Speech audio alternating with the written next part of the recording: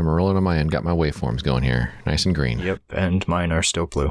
Wait, hold on. Oh, I can't change them while I'm recording. Oh. That's not fun. Stupid Audacity. Oh, the audacity. I know.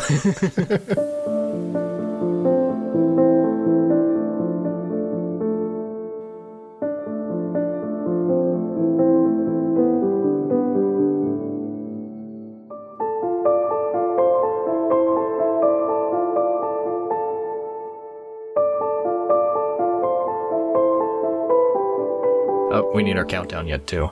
Started a little bit early. Yeah. All right, there we go. Okay. Now we're rolling. We're good. Nice. Okay, so I got in from my spring trip yesterday. So a lot of driving. It was good. It was I was gone. I left on a Wednesday and I got back on a Monday. So it was a decent trip. The weather of window. That sounds good. That title. I know we're starting off on a strong point here. The window of weather was very good, and it was fairly productive. I hiked in with 4 film holders, meaning I could shoot a total of 8 photos, and everything went pretty well. But I have some trail thoughts, and I'm sure that yes, trail thoughts it's when I do some of my best thinking. It doesn't mean it's good thinking, but it's my best thinking. But so as I think we've talked about in maybe like after I got back from my trip last year, where I hike into this canyon. It's about an 8-mile hike to get to the area where I'm going to be camping, and I'm camping along this river. And on the other side of the river is another canyon that I've wanted to visit for the past several years, but I just wasn't able to get to because the river was too high. But this year it was a bit of a dry spring, and this is out in southern Utah in the Escalante area. But it was a relatively dry spring, so the river was running very low, so I was able to get across it and then go and check out this other canyon. And this canyon has a year-round stream flowing through it. So all year round, there's water, there's plants, and it's a very overgrown canyon. By comparison, the one that I hiked through and was spending time at is a very deserty canyon in terms of just a dry wash. You can make very quick progress up it because you're just walking on just gravel and sand and stuff. But I get to this other one, and there are these first few bends of the canyon that I was most curious about, because that's where oftentimes you get some of the best light. But I'm going through there. It's a little bit jungly. And at some point I realized, this just isn't very productive. I don't think I'm going to find anything here to photograph. It's hard to find that simple sort of photo. And I finally figure out, I'm going to go one more bend, and I'm going to see how that is, what's around the next corner. And then at that point, I'm just going to head back. And as I'm doing that, I get this little bit of an unsettled feeling. I was already thinking that, I should just turn back here. But I get this little unsettled feeling that just, I don't know, feels weird. And I look down after crossing the stream, and I'm walking on this wet riverbank. I look down, and what do I see at my feet? Mountain lion tracks. Oh. Yeah. And I know that they were they were about 24 hours old at least, because it had rained the moment I got to southern Utah. There was a little bit of a small thunderstorm going over. So I'm like, I know that these are a day old at least. But the weird thing is that I had this weird feeling in my mind that I already knew I wanted it to run from a photographic standpoint. But then I started having this unsettled feeling. And then it was then that I looked down and I saw those tracks. I can't remember if I've mentioned this in the past on this podcast or if it was other conversations, but there's, here in Southern California, springtime, early summer, that's rattlesnake season. Mm-hmm. And there's been times where I'm hiking along the trail and I just get this feeling in my mind, there's a snake here. I don't see it, but I just get this this sixth sense kind of a thing, And then sure enough, I look off to the side and sure enough, I see a snake. So it's kind of like seeing it before you see it, right? Yeah. I think it has to do with you have this wide field of vision. Your brain is processing all this information.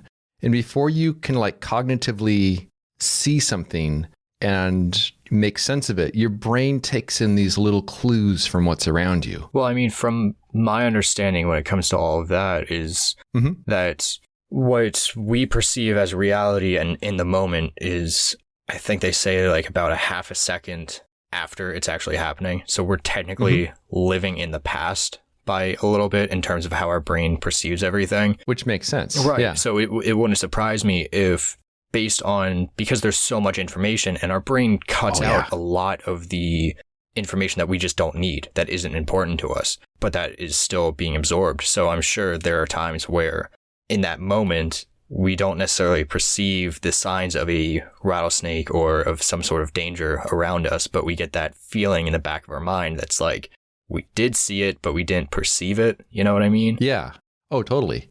And it's one of those things that is hardwired into us from, our evolutionary past. It's gives that survival sense of, something's wrong, something's whatever. And you may not necessarily know what it is exactly, but I just thought it was fascinating how I get this feeling that there's something there. I look down and sure enough, there are these, pretty good size mountain lion tracks. And in the same sort of thing where, you see that and you get that feeling there's a snake there. And so I was having a conversation with another photographer on Instagram after I'd posted, after I came back from the backpacking trip, I posted the picture of my foot next to the mountain lion tracks. And the photographer's name is Mo, and he was saying, oh, good eye for spot that. I think a lot of people wouldn't have seen that because they weren't super strong mountain lion tracks since they had been rained on a little bit. And then he was saying, like, man, I wish I had that feeling for composition, that just that sixth sense or whatever. And I was thinking about it, and I'm like, I think that actually does apply a little bit. Because, I think of how many times I've been hiking through somewhere and I just get the feeling of there's a photo here, there's a composition, there's something, there's a subject here. I don't know what it is. And I don't necessarily notice any specific detail. I'm not picking up on any specific thing. But at the same time, I know that there's something there. I stop, I look around, and then I do notice that there actually is a very good composition there. And I think it has to do with the way, as you were saying, that our brain is processing all this information, and we may not be aware of what we're seeing, but what we're doing is we're looking for patterns. In some cases, literally patterns, like rattlesnake, the patterns that they have on their backs, and your brain sees that and it realizes something, or whether it's the tracks of a mountain lion, or whether it's in the case of another subject I found where it was this pile of boulders with this one little cactus growing among them. And I didn't even see that cactus. I was just I'm like, oh, there's something here. I stop, I look, and I see the boulders, which look interesting. There's a cactus there. I'm like, oh, there's a great composition right there. And it's like the spidey sense that goes off. Yeah. Is that anything that you've experienced with your own photography? Oh, absolutely. I definitely think, like, I have two thoughts along these lines. And, let me actually write the one down so I don't forget it, because otherwise I definitely will. So, for one, I was out this morning with Emmy again. We went out to the same park that we've been going along, one of the same trails that I've traversed numerous times. And it's actually, today is the last day that I'm going to that park for a while, because it definitely needs a break. But as I was walking along this trail, I had one of those moments. I was just walking and, again, just like you, thought, there's something here. Yeah. And I can't put it into words what it is. I don't know what it is until I actually see it. But like I was saying earlier, it's one of those deals where I think my mind recognized it. I saw it, but my mind was like, well, that's not important right now to our survival or to whatever the case is. And so we're going to ignore it. But I still saw that it was there. And then when I noticed it, I'm like, okay, let's actually make this photograph. Yeah. It was and I swear when I release this image, I know it's going to look like it was placed, but I promise you it wasn't. It's a bird feather, a small bird feather on top of like placed perfectly on top of this 3-leafed plant. And I don't know exactly what the plant is, whether it is a raspberry bush, because there's a lot of raspberries around this area on these trails, or if it was something pretty else. Big leaves, or decent sized leaves. Yeah. I would say maybe like half the size of my hand, something like that. Okay. Yeah. Of course, that's a terrible way to measure things because everybody's hands are different size. Everyone's looking at their hands right now and they have their own perception of what it is. Exactly. Yeah. Someone's looking like, oh my God, that's so small. Another person's thinking, holy hell, that's huge.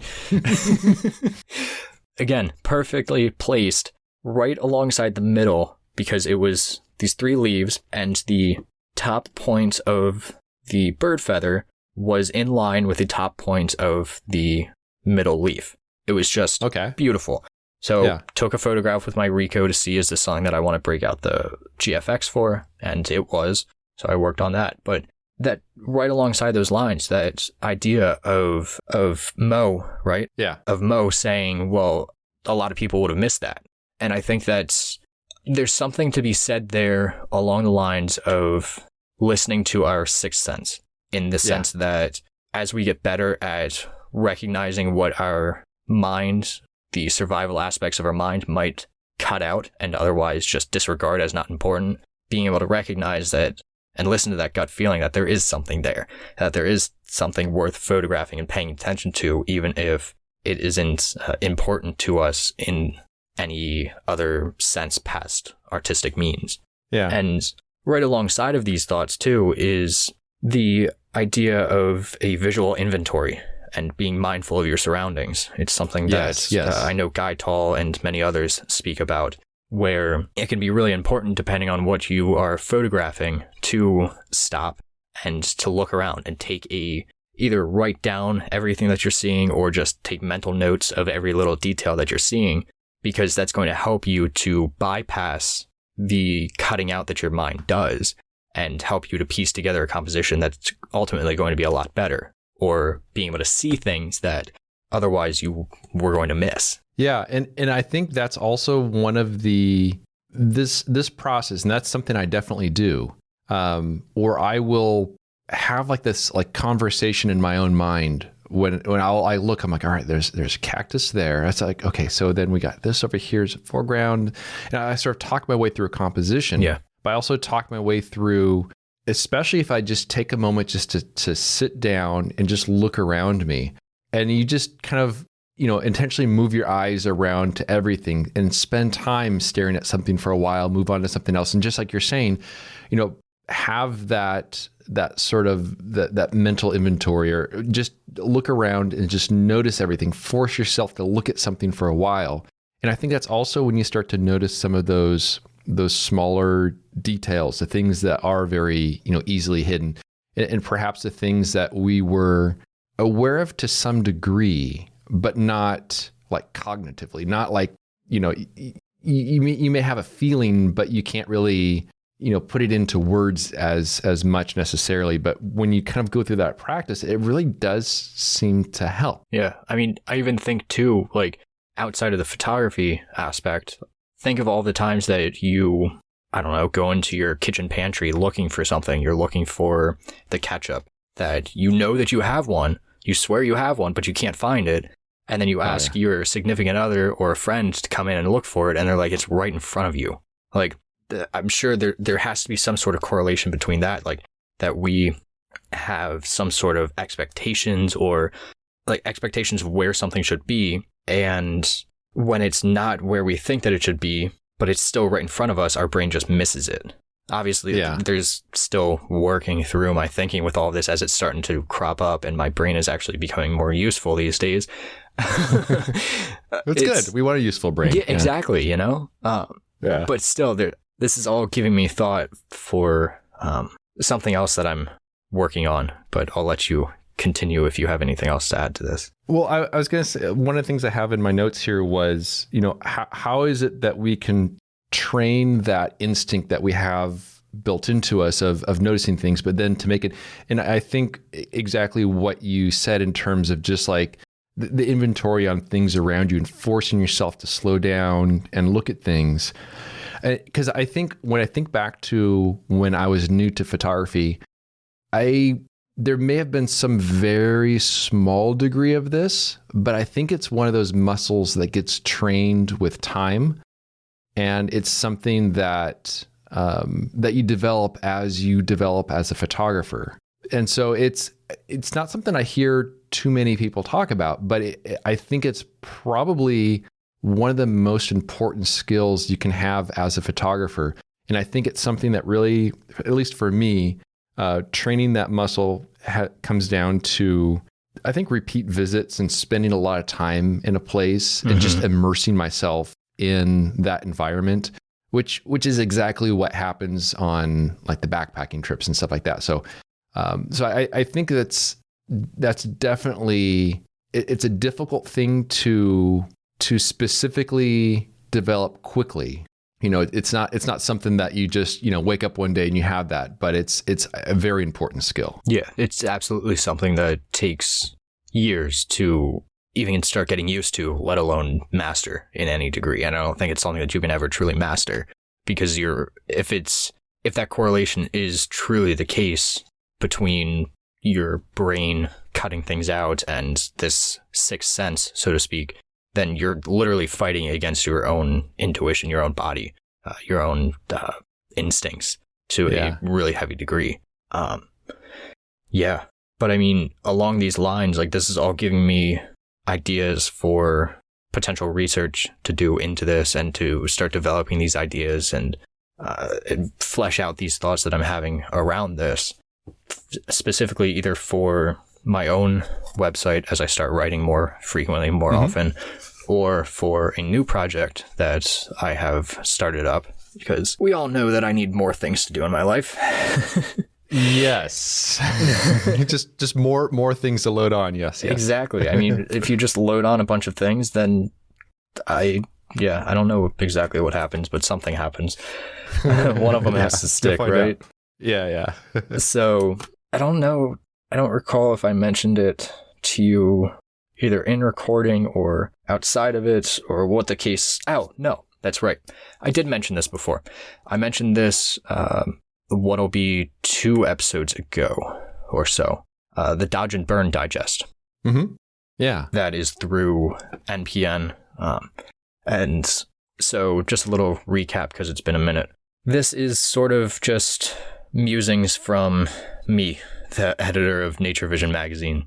It's something that David and I sort of came up with, and just another little thing to add to the bucket in terms of NPN and flesh things out a little bit more.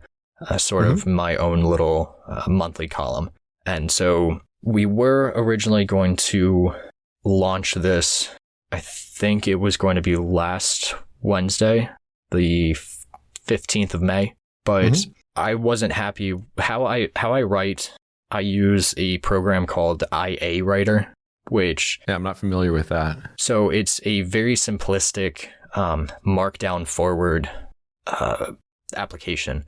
So everything that you're writing is essentially just a TXT, a text file, and it's all written in markdown format, which is great for me because I've learned it over the past 7 years of working with this program, and I'm able to just do all of my text formatting, my headings, my quotes, my footnotes, etc., all in markdown, copy and paste it, and throw it into a markdown block on Squarespace or any other template or any other website builder. And then everything's already formatted and I can just publish. It's really simple like that. Nice. So I sense a but. Yeah, exactly. It's coming. So originally we were going to be using Memberful as in order to like build up this separate website portion, so to speak, where you can actually access the archives, because this is very new newsletter forward with this column.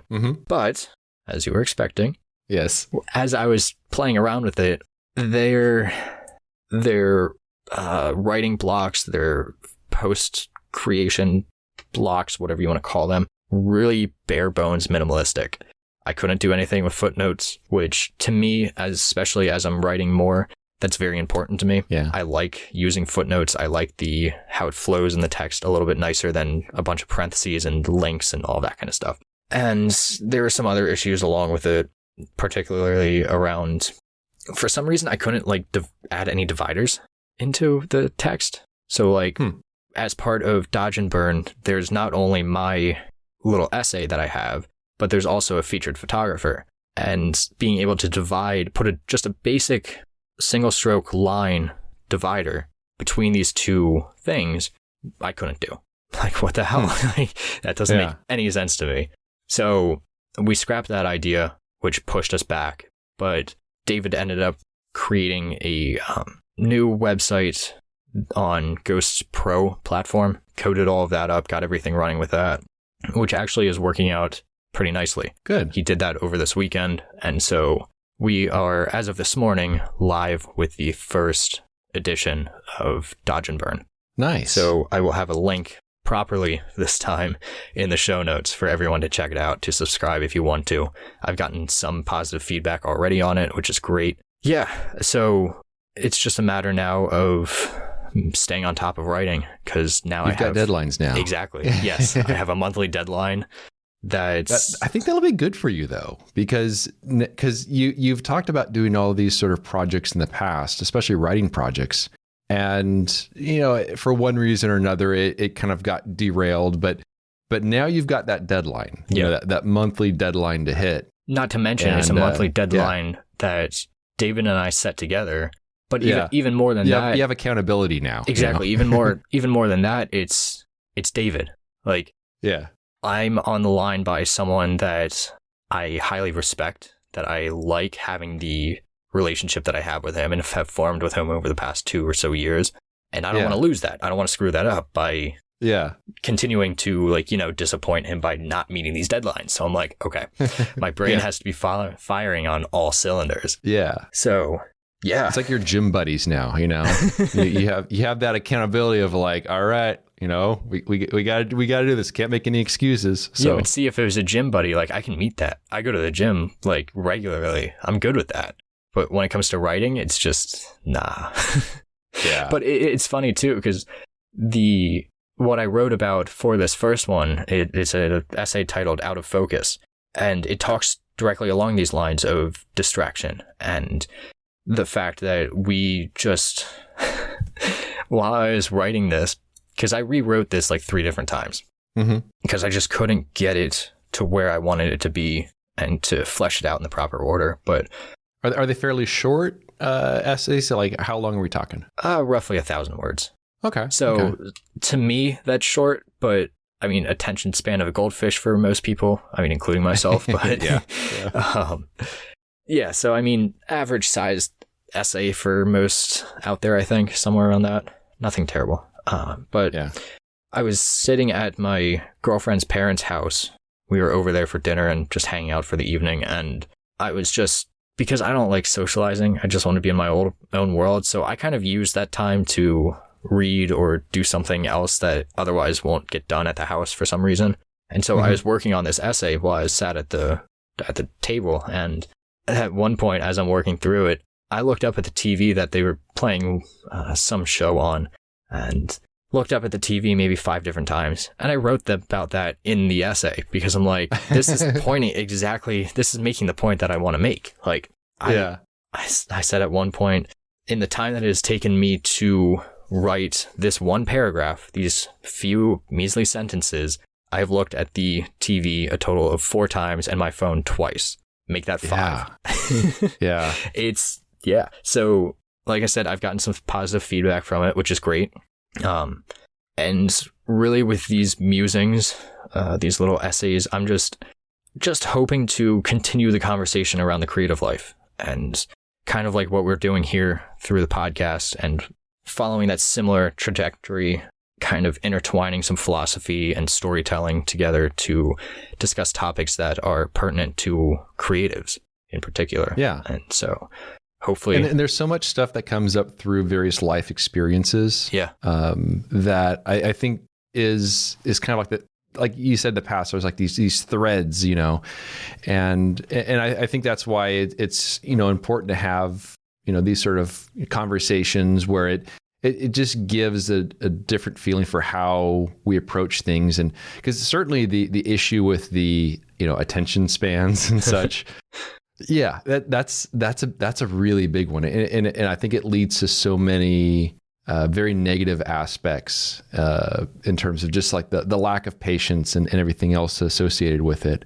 And I will say that's one of the things I do enjoy about the photo trips and especially the backpacking trips, because it forces me to, there's no cell signal. Yeah. It forces me to take a break from things. And just like in one of the past episodes where I was talking about that, the thing I saw in the Sunday morning news about, the importance of being lazy. One of the things I brought on this backpacking trip was this super ultra lightweight hammock. And so it just gave me an opportunity to just lay there and do nothing. I couldn't do it for too long because, I have to be up on my feet wandering around a lot, but it at least gave me that opportunity to do that. My other secret weapon of choice in trying to just have more, a battle against, going to the phone or whatever.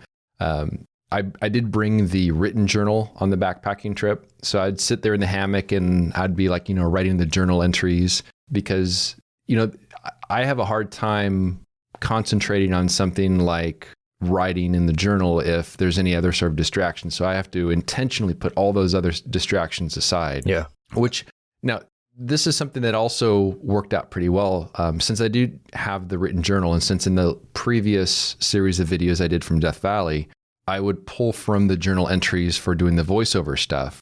When I was writing the journal on this trip, I was just whatever stream of conscious, whatever I was thinking, I was just writing in there. I was not thinking in terms of, this is something that I'm going to end up making into a voiceover script and this and that and the pressure that comes with it. I was just, whatever I was thinking, I was scribbling in there.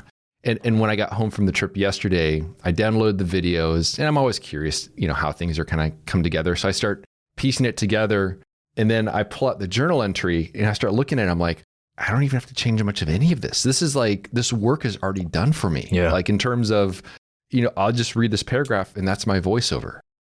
So it's in the sense of having that moment of not being distracted allowed me to be very productive in a way that saves so much more time and I think creates so much more authenticity on the backside when I put the video stuff together.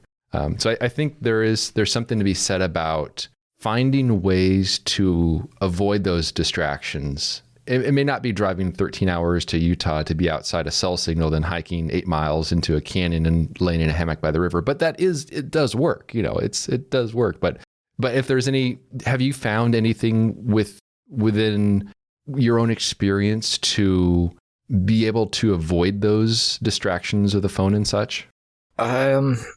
The major time when I can very easily avoid my phone is when I'm out on the walks with Emmy. Yeah, like this morning, the phone goes into my pocket, and the only time that it comes out is if I want to take a quick photo to send to my girlfriend, or pretty much just send to my girlfriend of Emmy or anything else. Otherwise, it is in my pocket or it's in the bag.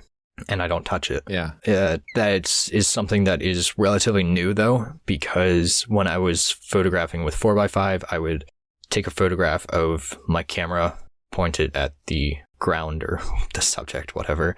Yeah. I do the same. Yeah. More so because I didn't have any way of tracking or any other way of tracking when a photograph was taken. And I would like to stay very organized by month, month, it's your date. EXIF data. Exactly. Yeah. And now that I don't need that, I don't foresee, or I don't see any reason to continue doing that, even though for a couple months up until maybe 2 weeks ago, I was doing it with the GFX as well. But then I realized that's kind of dumb. I don't need these photos. It's not like I'm posting on social media where I need to post once a day or something. But but I mean, outside of that, I don't know that I really have any habits or skills, might be the word, regarding how to avoid distraction. It's a major work in progress. Like even as I was working on the layout for the magazine today, I had multiple tabs open on my computer. I was having a conversation back and forth on Discord with Alberto Rodriguez Garcia, he's working on an article for us for in the fall, and we are Nice. Fantastic photographer, fantastic writer. We were just talking about more philosophical kind of stuff going back and forth, but obviously that's a major distraction because I didn't get as much of the layout done as I could have had I not been in a conversation with him, but I also wasn't giving him full attention in the sense of I was also trying to work on layout. So yeah, distractibility is still a major issue, but it is something that I am constantly working to get better with. Yeah. For me, I mean, I really don't like being like, if I have to shift from doing one task to another, I just don't really like that. I mean, I like to just work on something. So I have a tendency to just kind of, dig a little hole and just make myself cozy and just work on whatever I'm going to work on. And I'm pretty good about not being distracted by my phone, other things like that, because I know that that's just going to break me out of that flow state of whatever it is I'm working on. Yeah. So I will say I'm probably pretty decent in that regard in terms of just not being super easily distracted. There still is that itch to pick up the phone and check something, but I'm pretty good about shutting that off in that sense. My problem is I'm like a kid in a candy store.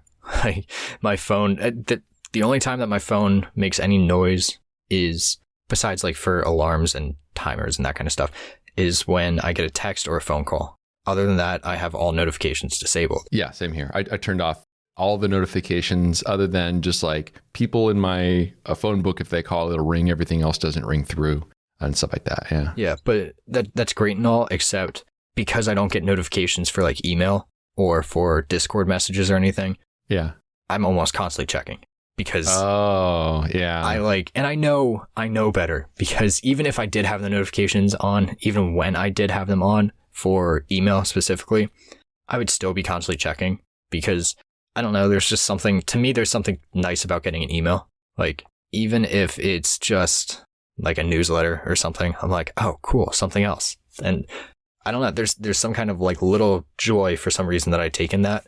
And I hate it when I don't have any new emails when I check. So I'm constantly checking, which is, again, work in progress. So just the little dopamine hit from like, ooh, there's an email. Exactly. Yeah. Yeah. And like I tried maybe 2 weeks ago, I tried just deleting my email from my phone, having like literally nothing then on my phone at all besides the bare necessities for it to actually work as a phone. And even still, I was like, I just became so like I couldn't get past it. It lasted a day, like not even, because at night I was like, well, what if I got an email? Then I have to go over to my computer and check.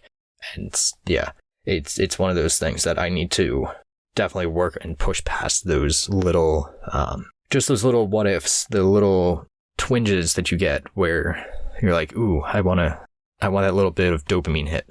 And part of me wonders too, as I think more about it, like, is that because of my dealings with depression and anxiety, whereas I don't get the same amount of dopamine from other sources, in a sense? I see how that could be a factor. That is interesting. I hadn't thought about that. Yeah. So I don't know. I don't know the validity of that. I don't know if it's just because I'm part of that generation that grew up with this technology, at least for most of my life. And so I'm just like, you feed a kid sugar every single day, they're eventually going to crave it more and more. It's the same deal. So I don't know. Yeah. So after I got back to the trailhead, and then there's this nice campsite that I found, which is probably about, 3 miles away. In this area, it's off in the middle of nowhere. And it was from the trailhead back to the main road is about a 2-hour drive.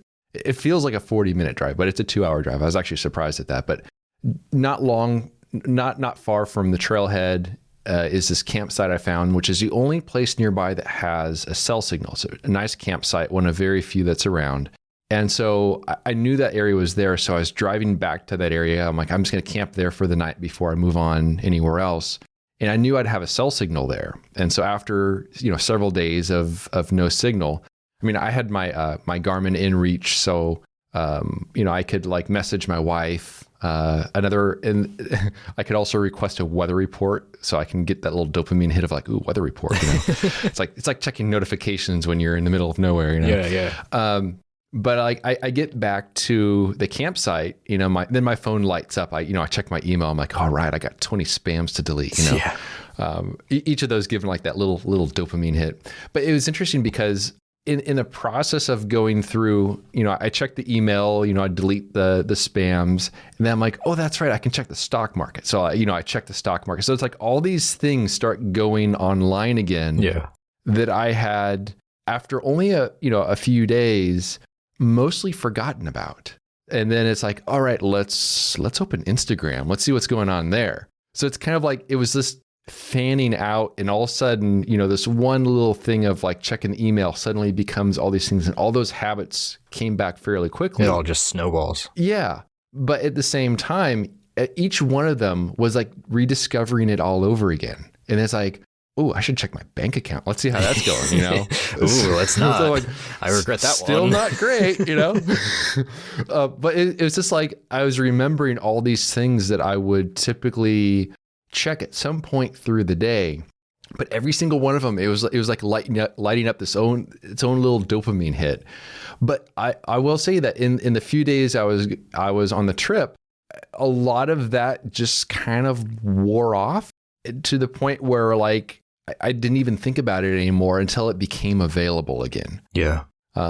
So I just thought it was interesting how quick I was to forget about all those various things I check on a daily basis, only to rediscover them again and then fall back into that trap again. Yeah. Yeah. I mean, so this weekend, which for those listening, this is funny. Which is all of you that's listening right now. Yeah, exactly. Yeah. Yeah. Thanks, Ben. No, including me. Yeah. Exactly. Anyway, so for all of you listening, which is all of you, including Ben and myself a few times, so hi, Cody. This weekend, as we're recording, is going to be Memorial Day weekend. As you are listening, however, except for Ben and Cody, it is... Thanks for the clarification. Yeah, you're welcome. It is... I think it will be published around the 6th of June, which is weird because Memorial Day weekend, I am going up to Vermont for that. We're leaving Friday evening after my girlfriend gets back, and we're staying until Monday morning or so.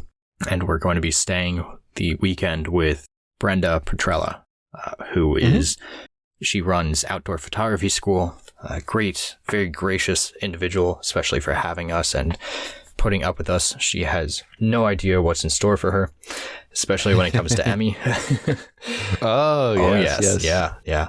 So, no, it's going to be a great weekend. But as you are all listening to this, I'm also going to be in the Palouse, as we talked about before. So that's kind of funny how that's working out.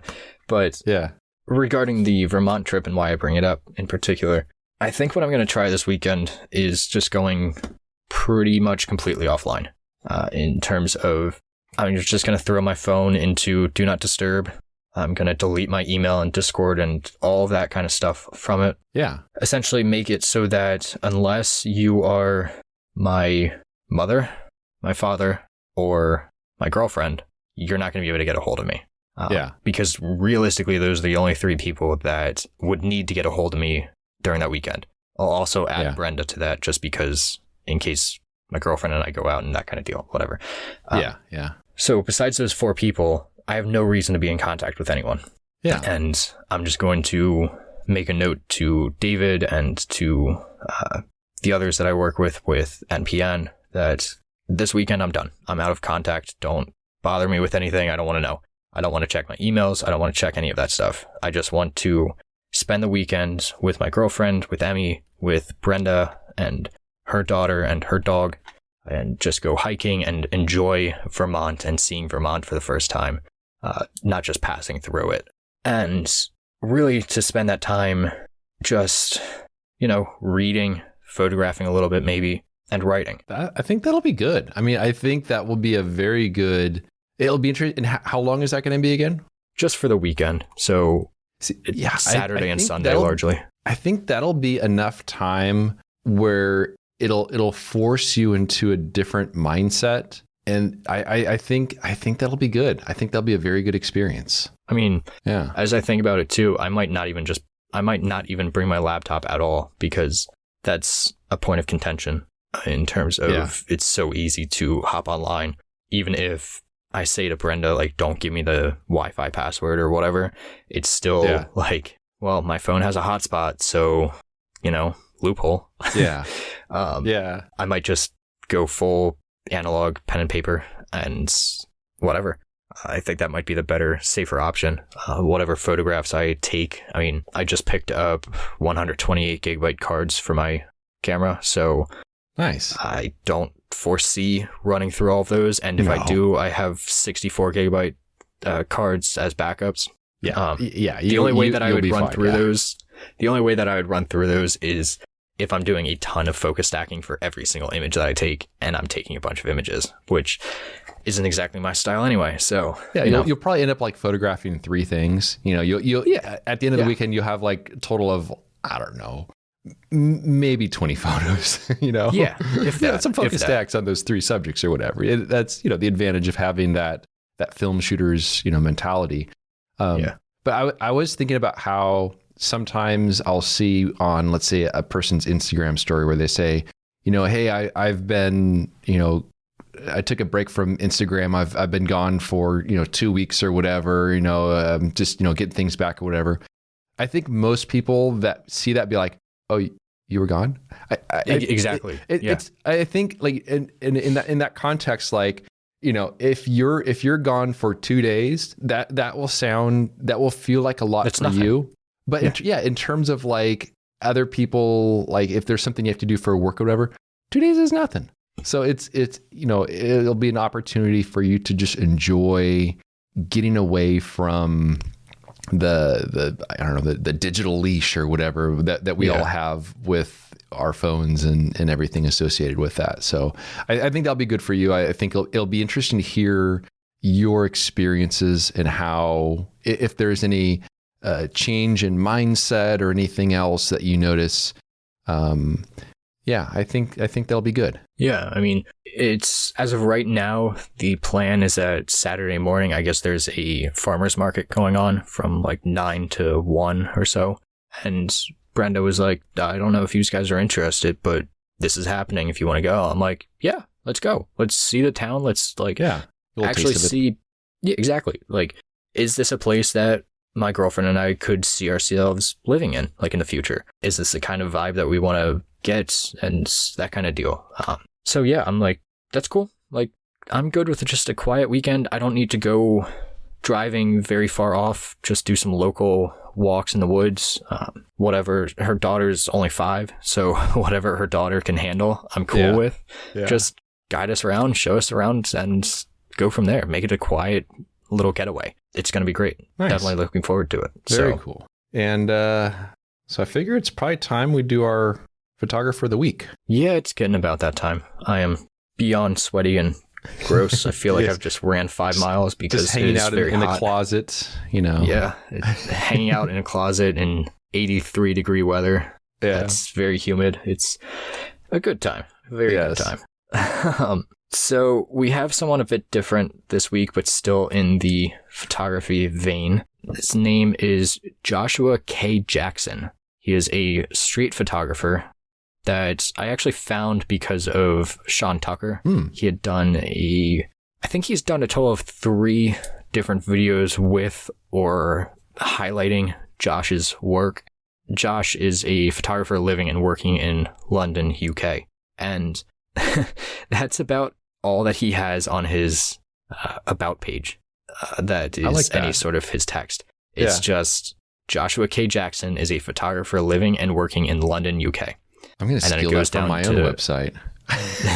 Then it goes down to his contact, representations, that kind of thing, a list of sort of things, but nothing else personal. And you say about stealing that, like, I love that simplicity, but at the same time, I don't know. Like, I want to know more about you as an individual, as a photographer, as a creator.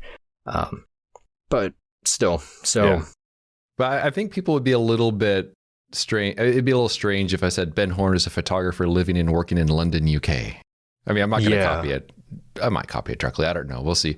But I mean, hey, I know it has a sense of mystery to it, you know? I do appreciate that. Yeah. And that kind of, now that you say that, that kind of fits into a lot of his work. If you just go to, so his website is joshkjack.com, which is a great URL, by the way. Yeah. I love that simplicity of URL. But his work, as you look through on the homepage there, it definitely does have a lot of mystery tones to it. For sure, yeah. One of my absolute favorites that he has. So it's a man in a blue, what looks like a blue sweatshirt or sweater, carrying this big metallic looking pane. Oh yes, yeah. Oh, that's cool. The reflection in there. Yeah, I know. So something that I really love about his work. So all of these are just photographs taken in the moment. Like none of this, as far as he has revealed in the videos with Sean Tucker and from what Sean has said about him as well, none of this is staged. He works very fast, and there are many times where he has said like, oh, I see some of these elements here that I would love to work with, but they're just not right this moment. Yeah. They're just not right at this time.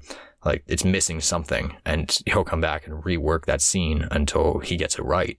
But just, I'm not huge on a lot of street photography because depending on the style of it, it can be very in your face and like almost invasive in a sense. Yeah. I think of I don't remember his name, but if you look up about a street photographer, black and white street photographer, and there's a video of him walking the streets of New York, and he has this camera with a really wide angle lens on it, and he's hand holding a flash. And as he's walking down the street, he'll see a person that is interesting to him, and he'll quick take a photograph with this big flash going off in your face.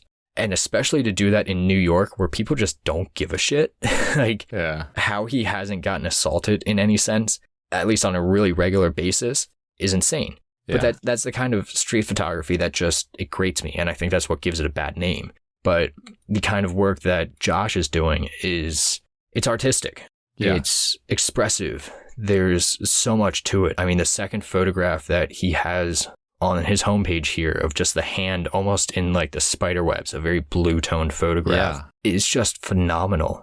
And that's just on his homepage alone with those photographs. I mean, meanwhile, he has 5 different galleries. And the one that you mentioned with the worker in the blue shirt holding on to that, piece of very reflective metal. There's also, there are like these happy accidents that sometimes happen that just are really nice. In this case, there's like a stripe, something painted on the ground, kind of between his legs that then is reflected in the piece of metal, and it continues the exact same path of the line. Stuff like that. And then there's a picture directly above it of person with some red Converse shoes on, kind of behind this kind of silky piece of white cloth. It's just I don't know if it's something where it's like at a parade and stuff's going by and they see that and then he just quickly shoots that or whatever it is. But it's almost like we were talking about earlier in the episode of having that instinct of there's something here.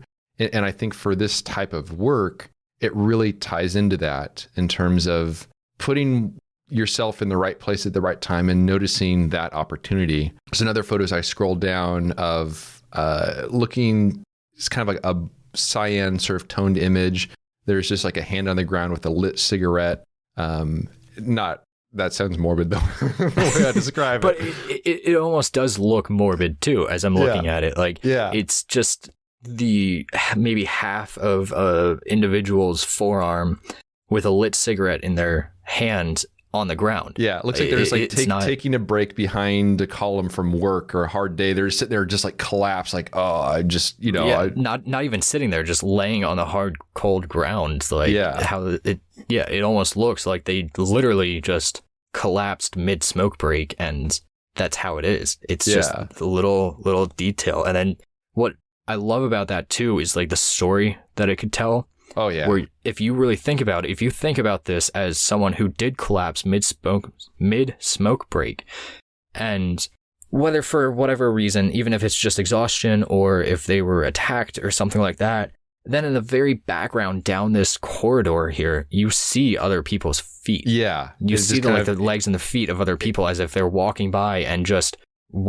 almost like a story of what isn't noticed in your day-to-day commute. Exactly. Because the first thing you see is the hand, especially the lit cigarette, which has, a little bit of yellowy orange tone, which everything else is a blue tone. So that little pop of color stands out. But then as you look at it longer, then you see the out of focus, at least two people, possibly more, kind of in the background, whether they're just like standing there or walking away or whatever it is. But it definitely adds to the story of the image. And to be able to see this so quickly, from my understanding at least of how he works, it's not like he's just sitting here waiting for things to come together.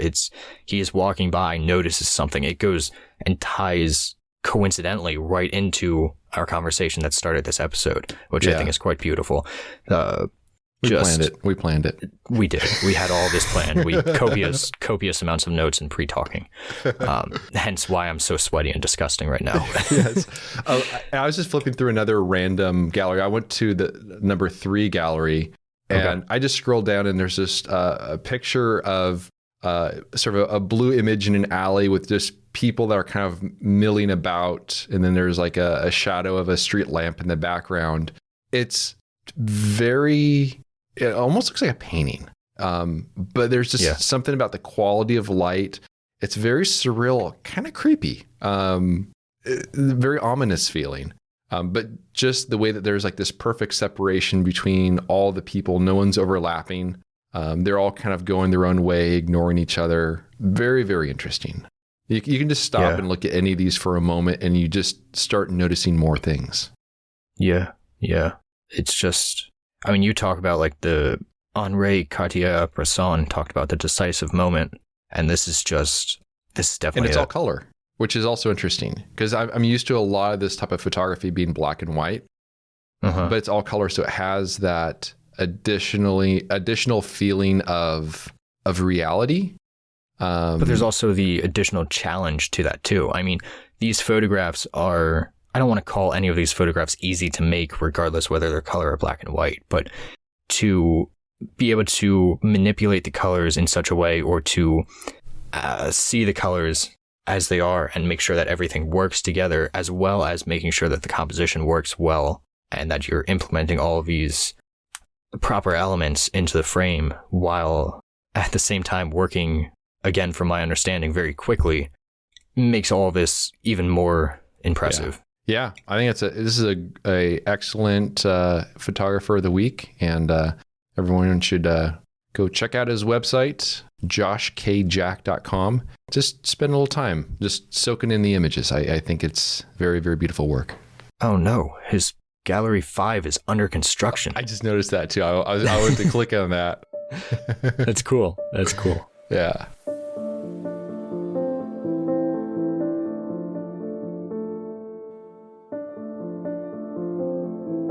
I hope you enjoyed our creative banter. You can learn more about Cody's work by visiting his website, codyschultz.com. And you can find my work at benhorn.com. For further discussion, join us at patreon.com/creativebanter. It's a place where we can interact with you, the listener. And although we greatly appreciate those who contribute by joining a tier, discussions are open to everyone, whether you're a paying member or not. Thanks so much for listening, and we'll see you around next time.